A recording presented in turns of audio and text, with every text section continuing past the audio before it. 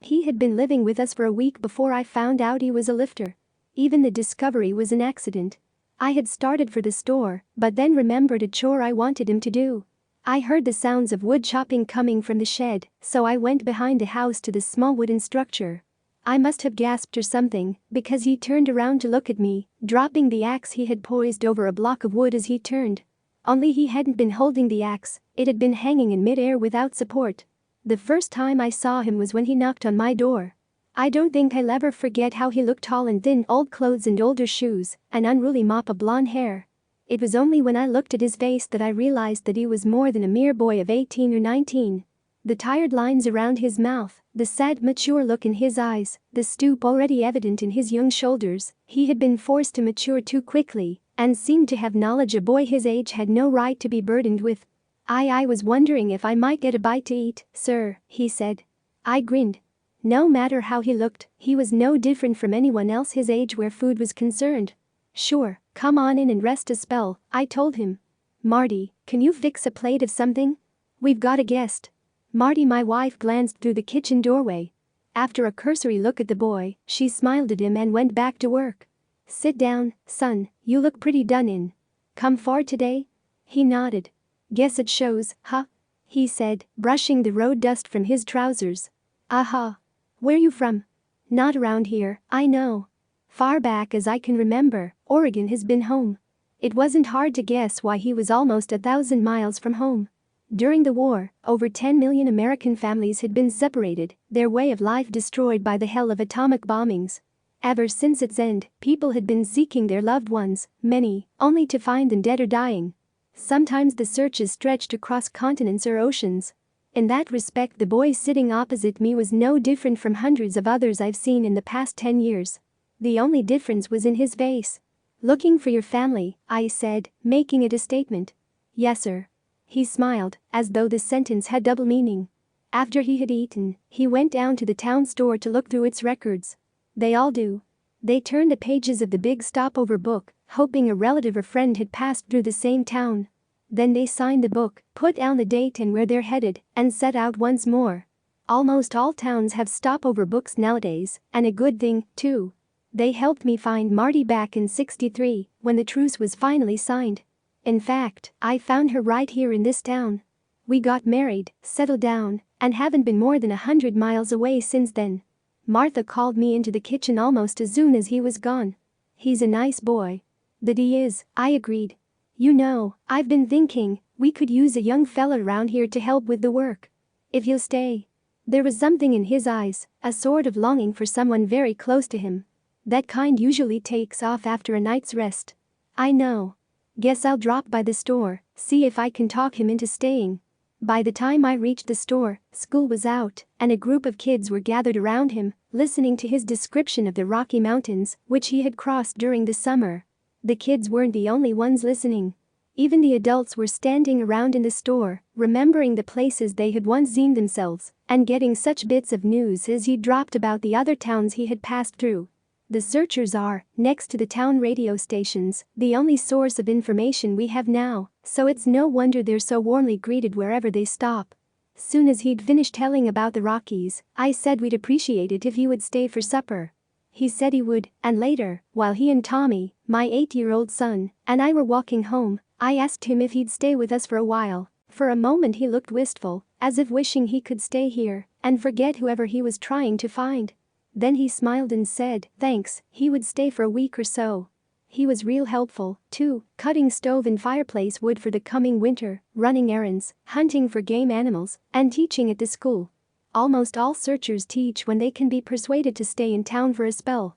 Since there are no more colleges to produce teachers, anyone who knows something useful takes a turn at teaching. For the war, I was a mathematics major in college, so twice a week I teach all kinds of math at school, from numbers through calculus. Mostly, searchers teach about what the places they had passed through are like.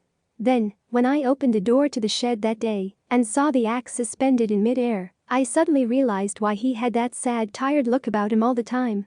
He picked up the axe from where it had fallen and stood it against the wall. Reaching for his jacket, he said, I guess I'd better be moving along, Mr. Trenton. I'm really sorry if I've caused you any trouble. He started past me for the door. Hold on, son. I grabbed his arm. Why the rush? I don't want to cause you any trouble. Now that you know what I am, he gritted the words out bitterly, the word will get around. I wouldn't want the others in town to be angry with you because of me. You and Mrs. Tranton have been swell to me. Thanks for everything. He tried to pull his arm loose, but I held fast. Let's go inside and have a cup of coffee, I suggested. I don't know about the other towns you've been through, but here we don't hate a person because he might happen to have powers we don't. Yesterday I was down at the store and I heard one of the men sounding off about us, he said. He didn't sound like he cared much for us. Must have been John Athierson. He never could understand Spanish pesetas and he blames the war on it. We just let him talk, can't change a person like that. We went up the back steps and through the door into the kitchen.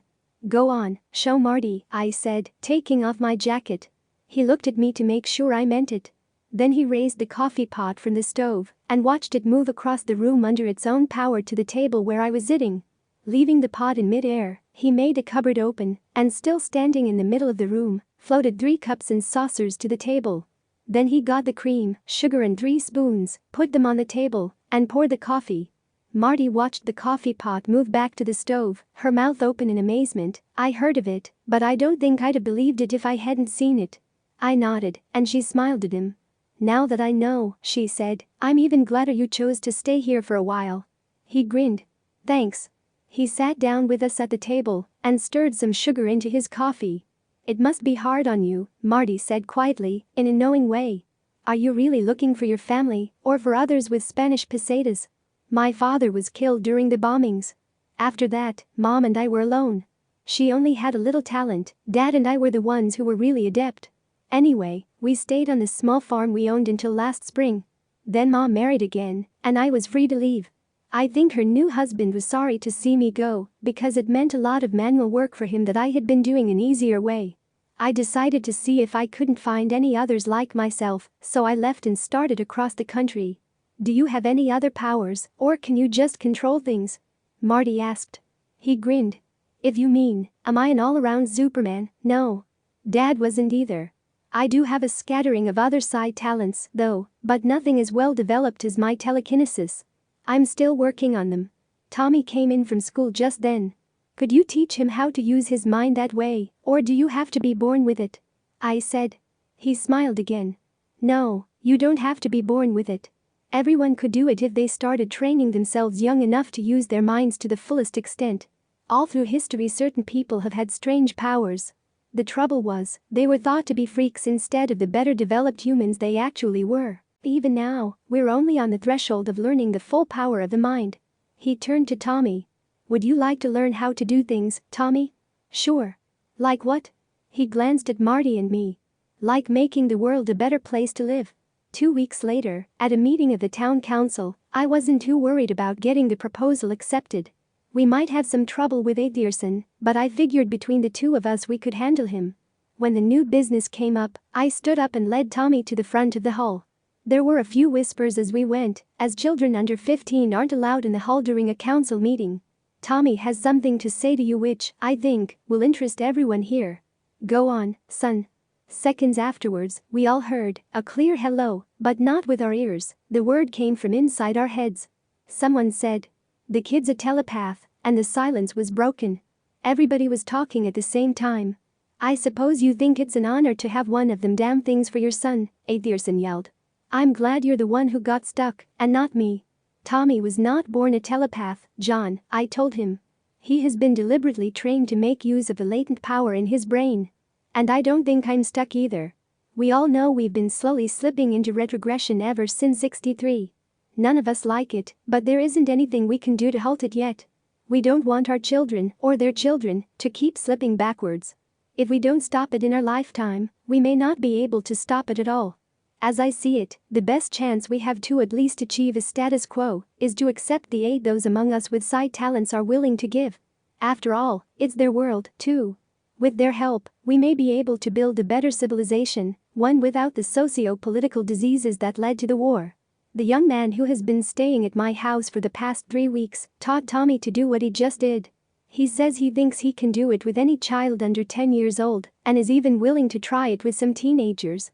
Of course, Tommy's training has just begun. He will keep on learning for years. Here's my idea. If some of the children get a grounding in how to develop their dormant brain power, by the time they're 20, they'll be able to mold a new society, one geared to the present culture instead of the past traditions. How about it? I waited. For a minute there was silence. Finally one of the older men stood up. Is he sure he can do it? All we know is it worked with Tommy, I replied. I don't like it, it's unnatural, Athierson said. No one asked you to like it, someone said. Another called. Do you think 3 world wars in 50 years is natural? Let's take a vote. A vote was taken, and it was decided to add an extra class for those children whose parents wanted them to attend. After a month, the council would expect a report on what progress or lack of it had been made. A few weeks later, when my math class was over, I hung around to watch the new class. It was divided into small groups, each training on a different side talent. One group was lifting pencils and gently returning them to desks by telekinesis. Another was sitting quietly, once in a while breaking into shouts of laughter, probably telepathy. There were other groups, but I didn't know enough about the talents to identify their work. During the time he was teaching, he met a girl. They spent quite a bit of time together, and she joined a special class. By the time the report to the council came due, it wasn't hard to tell they were in love. Just about everyone in town turned out for that meeting. The boys and girls who were taking the class were seated at the front of the hall. The report was first on the agenda, so the kids could go home to bed. When we started, he said, I asked those children who weren't interested, or who were unsuited to the work, to leave. Then we ran through a general training exercise, and after a week, I split the class up into groups. Each group was to concentrate on one talent, but general sessions for the entire class give everyone practice in all talents. I think we've made fairly good progress. Some of the older teenagers have shown an interest in the talents, he glanced at his girl, and although progress has not been as rapid as with the younger children, they are sufficiently developed to help instruct. Now your children are going to demonstrate what they have learned. For the next half hour we watched Tommy and 14 other boys and girls work. Tommy and the others who had concentrated on telepathy read silently to us from books and talked to each other, projecting their thoughts so we could also listen in. The telekinesis group all worked together to build a small table. All the necessary materials were stacked at the front of the room. The kids sat in a half circle, their brows furrowed in concentration as lumber, nails and hammers moved under the guidance of their minds. When they had finished, the table was complete, even to the sanding and a coat of varnish. Finally, the only one with precognition, a girl about 6 years old, with long blonde hair, gave the weather forecast for the next 2 weeks. Copies of her prediction were passed out to us, so we could check her accuracy. Once the kids were gone, he stood up again. I hope you are all convinced as to what can be accomplished through the use of psi. The talents can and should be used for the betterment of society, not for carnival sideshows. Of course, there are more than those just demonstrated. Unfortunately, I couldn't find them present in this group. I was hoping for either a healer or a sensitive, but no one had the necessary ability. If you want the class continued, the decision is yours. Thanks for having open minds and for giving me a chance. He picked up his jacket and walked out. Athierson didn't bother to come to the meeting, so the vote to continue the class was unanimous. He stayed on, teaching part-time, helping out with the work at my place, and seeing his girl. Then, one afternoon 2 weeks after the council meeting, she came to see me. You've got to stop him, Mr. Trenton, she said. He's going to leave. He told me he was going right after he finished the class today. He's probably down at the store right now, buying things to take with him. You've got to make him stay. Why? I asked quietly, watching the tears well up in her eyes. She hadn't lost her composure yet, but she felt so strongly about him she was on the verge of breaking down. Because I love him and he loves me, she retorted. That's why. Won't you talk to him? At least get him to take me with him. Please. You said you love him. Would you rather he stayed here and was never fully happy, or left to continue searching, maybe to return someday, ready to settle down?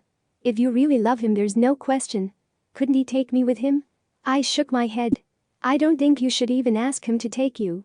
You'd be a burden that would slow him down. He'd worry about you, have to get your food, find shelter for you. He might let you go with him, but don't ask him to. He's too young to be tied down.